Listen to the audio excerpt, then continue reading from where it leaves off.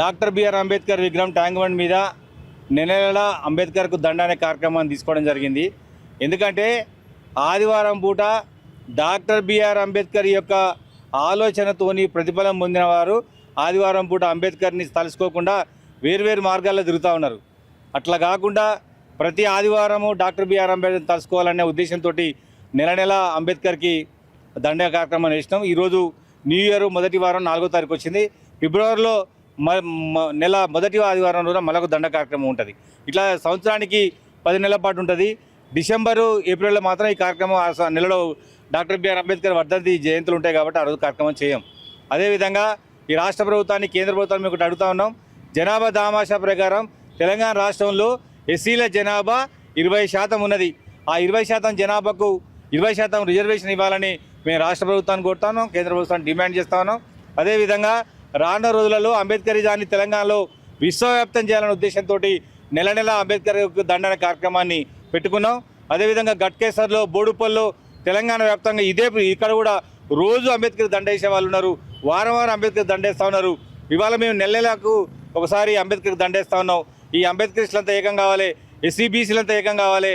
ముఖ్యంగా తెలంగాణ రాష్ట్రంలో ఎస్సీలకు 20%, బీసీలకు 42% రిజర్వేషన్ కోసం మేము పెద్ద ఎత్తున పోరాటం చేస్తామని సందర్భంగా తెలియజేస్తూ వచ్చే నెల మొదటి వారంలో డాక్టర్ బిఆర్ అంబేద్కర్కి మరి 2వ దండ కార్యక్రమాన్ని ఆ రోజు ప్రారంభిస్తామని కూడా సందర్భంగా తెలియజేస్తాను. ఒకవైపు అంబేద్కర్ వల్ల రాజకీయాల్లో బాగుపడ్డ వాళ్ళందరూ కూడా అంబేద్కర్ను మర్చిపోయి వాళ్ళ సొంత ప్రయోజనాల కోసం పనిచేసుకుంటా ఉన్నారు. వాళ్ళకి ఏం చెప్పాలి? ఇప్పుడు వాళ్ళు ఏం చేస్తారంటే ఉద్యమకారులని అంబేద్కరిస్టులను వదిలిపెట్టి వాళ్ళ కొడుకులను బిడ్డలని రాజకీయాలు తీసుకొస్తూ ఉన్నారు. కనీసం సమాజం పట్ల అవగాహన లేని వాళ్ళని, సమాజం కోసం ఏనాడు మాట్లాడని వాళ్ళని వాళ్ళ పేర్లు చెప్పమంటే కూడా చెప్తాను. ఈసారి టీవీలోకి వచ్చి ధైర్యంగా బహిరంగంగా వాళ్ళ పేర్లు చెప్తా. ఈ రాష్ట్రంలో దళితుల పేరు చెప్పుకొని, గిరిజనుల పేరు చెప్పుకొని, ముస్లింల పేరు చెప్పుకొని బతికిన వాళ్ళు తర్వాత వాళ్ళ కుటుంబ వారసులను తీసుకొచ్చి సమాజం మీద కొట్లాడని వాళ్ళకు, సమాజం పట్ల అవగాహన లేని తమ కుమారులని కుమార్తెలని రాజకీయాలు తీసుకొచ్చి అప్పటికే సమాజంలో పెద్ద ఎత్తున ఉద్యమం చేస్తున్నటువంటి ఉద్యమకారులకు అవకాశాలు రాకుండా చేస్తున్నారు. భవిష్యత్తులో వాళ్ళందరిపైన ఖచ్చితంగా మాట్లాడతామని కూడా ఈ సందర్భంగా తెలియజేస్తున్నాను. రిజర్వేషన్ ఒక గొప్ప ఉద్దేశంతో తీసుకొచ్చింది, అందరూ రాజకీయంగా ఎదగాలని చెప్పేసి. కానీ ఒకే కుటుంబాలకు అంకితం అయిపోతూ ఉన్నాయి. ప్రభుత్వాలకు ఏం చెప్పాల్సుకున్నారు, పార్టీలకు ఏం చెప్పాలి? ముఖ్యంగా పార్టీలు అయితే వాళ్ళ పార్టీలో ఉన్నటువంటి ఆ కుటుంబానికి సంబంధించిన వాళ్ళ వారసుడికే టికెట్ ఇస్తున్నాయి. కానీ సమాజం కోసం మాట్లాడే వాళ్ళు, పార్టీ కోసం పనిచేసిన వాళ్ళకు వాళ్ళ అవకాశాలు ఇస్తలేరు. అందుకోసమనే కుటుంబ రాజకీయాలకు, వారసత్వానికి మేము వ్యతిరేకము. అటువంటి వాళ్ళు ఎవరున్నా వాళ్ళకి వ్యతిరేకంగా మేము ఉంటాము.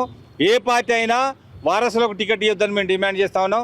డాక్టర్ బిఆర్ అంబేద్కర్ ఆలోచనను ఎవరు తీసుకోబోతున్నా దళిత నాయకున్నారో వాళ్ళకి అవకాశాలు ఇవ్వాలని ప్రభుత్వాన్ని కోరుతా ఉన్నాం. ఒకవైపు అంబేద్కర్కు దండలు వేసుకుంటూ అంబేద్కర్ని గుర్తుంచుకోవాలని చెప్పేసి మీరు చెప్తా ఉన్నారు. మరోవైపు బీజేపీ నాయకుల కొడుకులు బహిరంగంగా అంబేద్కర్ ఫోటోలు తగలబెడతా ఉన్నారు. ఏం చెప్పాల్సుకున్నారు? మేము కూడా మనవాదం తగలబెడతాం. రాండర్లో మా సమాజం అంతా ఏకమై ఎవరైతే డాక్టర్ బిఆర్ అంబేద్కర్ని తగలబెడుతున్నారో వాళ్ళని కూడా తగలబెట్టే రోజు వస్తుంది.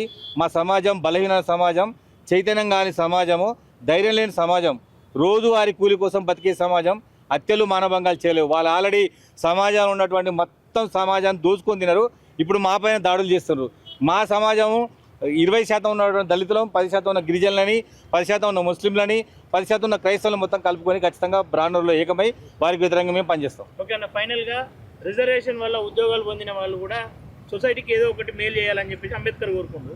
ఆ దిశలో నడవని వాళ్ళకి ఏం పిలుపునిస్తారు? ఇప్పుడు ఒక ఆయనంట డాక్టర్ బిఆర్ అంబేద్కర్ ఆలోచనతో ఎస్సీఎస్లో చదువుకున్నాడు.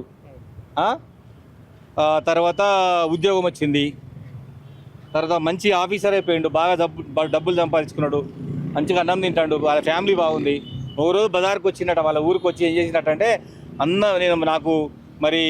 నాకు ఉద్యోగం వచ్చింది రిజర్వేషన్ వల్ల, నేను ఎస్సీ హాస్టల్ చదువుకున్నా, దేవుని దయ వల్ల నాకు ఉద్యోగం వచ్చింది అన్నట. అట్లుంది. డాక్టర్ బిఆర్ అంబేద్కర్ ఆలోచనతో చదువుకున్న వాళ్ళు, రిజర్వేషన్ చదువుకున్న సమాజం మొత్తం కూడా ఇప్పుడంతా కూడా దేవుల వైపు ప్రయాణం చేస్తూ ఉన్నారు. దాన్ని అడ్డుకట్ట వేయడం కోసమే నెల అంబేద్కర్ కార్యక్రమాన్ని పెట్టాం. ఇక్కడే కాదు, రాష్ట్ర వ్యాప్తంగా ఇది జరగాలి, ప్రతి చోట జరగాలి, ప్రతి ఆదివారం జరగాలి. అందుకోసమనే వాళ్ళని చైతన్యం చేసుకోవడం కోసం, తెలంగాణలో అంబేద్కరిజాన్ని బాగా వ్యాప్తి చేయడం కోసం ఇటువంటి కార్యక్రమాలు తీసుకుంటాం. ప్రతి నెల ఆదివారం నాడు అంబేద్కర్కు పూలమాలేసి నివాళులు అర్పించేటటువంటి కార్యక్రమం ఈరోజు మొదలైంది.